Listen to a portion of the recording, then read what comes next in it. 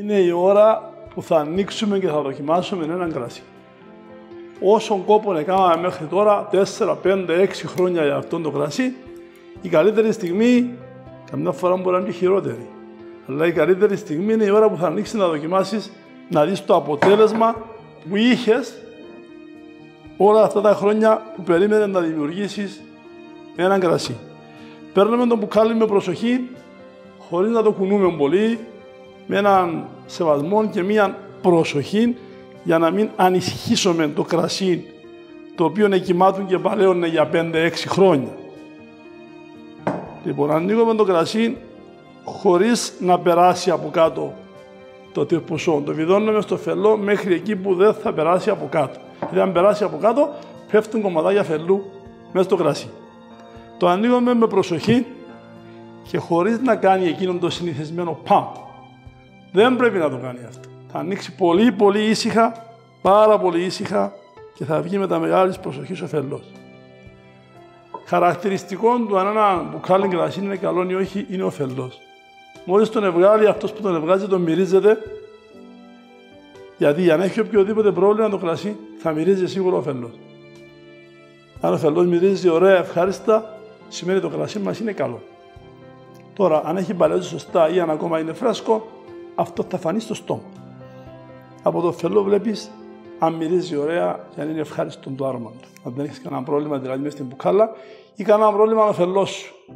Γιατί πάρα πολλές φορές ένα μπουκάλι εξαιρετικό κρασί το καταστρέφει ένας κακός φελός. Ακολούθως, μετά το άνοιγμα, να πω ο φελός είναι ικανοποιητικός, είναι καλός και δεν έχουμε κάτι αρνητικό, το κρασί θα μπει στο ποτήρι με προσοχή και σιγά σιγά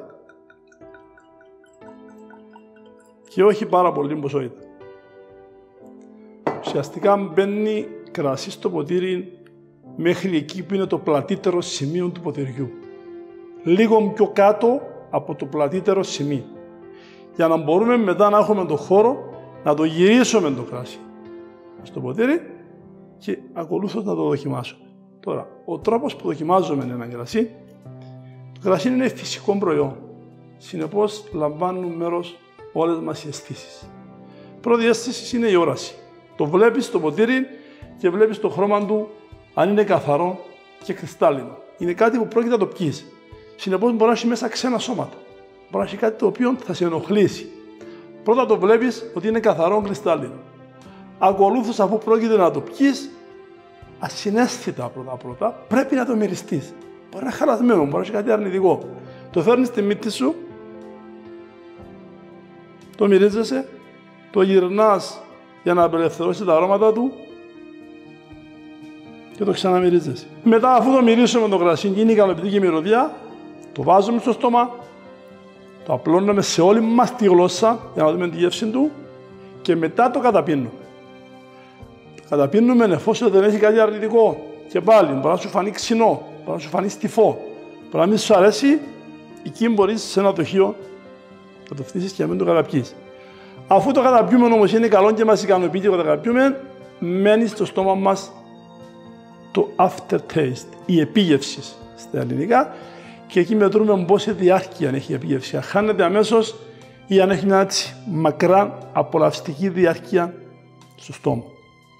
Αυτή είναι η διαδικασία δοκιμασίας ενός κρασιού και αυτή πρέπει να τηρούμε όλοι. Είναι μεγάλο λάθος σε κάποιες περιπτώσεις, βλέπω πολύ κόσμο, να παίρνει το ποτήρι με το χέρι του από το γυαλί.